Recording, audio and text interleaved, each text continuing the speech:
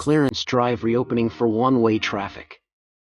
Clarence Drive is set to reopen today, 11 December 2023. While the road will be opened as soon as it is safe, road users are urged to plan and delay trips till late afternoon to allow REMS to fully vacate the site. TH Road will be open, with traffic accommodation, in time for afternoon traffic at 4 o'clock. Repairs to Clarence Drive have progressed to the point that one-way can be accommodated.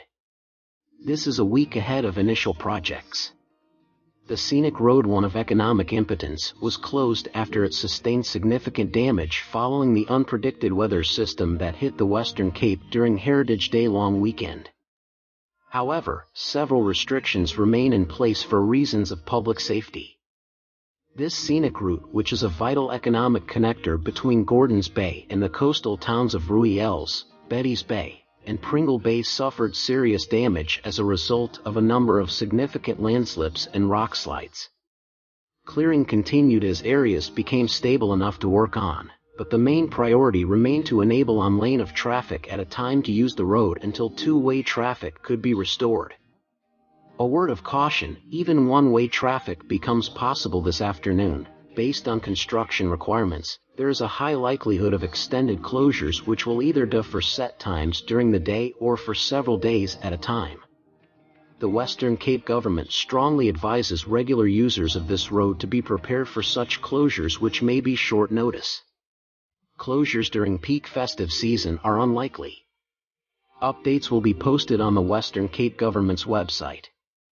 The Provincial Minister of Infrastructure Tertius Simmers shared his sentiment on the timely reopening of this route. Today marks a significant milestone as we reopen this key tourist route, fostering renewed connections and opportunities for growth and prosperity for the region. While we were resolute in our commitment to have the road open to one-way traffic by mid-December, we had to remain aware of the fact that many variables could delay this opening. There are 6 stop-and-go points on Clarence Drive and 1 at Pamiat Bridge, bringing it to a total of 7 stop-and-go points between Gordons Bay and Kleinmond, which will add to your travel time. I urged road users to factor in additional travel time when using this route. I further ask road users to be patient and to be courteous towards pointsmen and women. While the additional travel time may be frustrating, our teams are diligently working to ensure smooth traffic flow and safety on these vital routes, the minister concluded.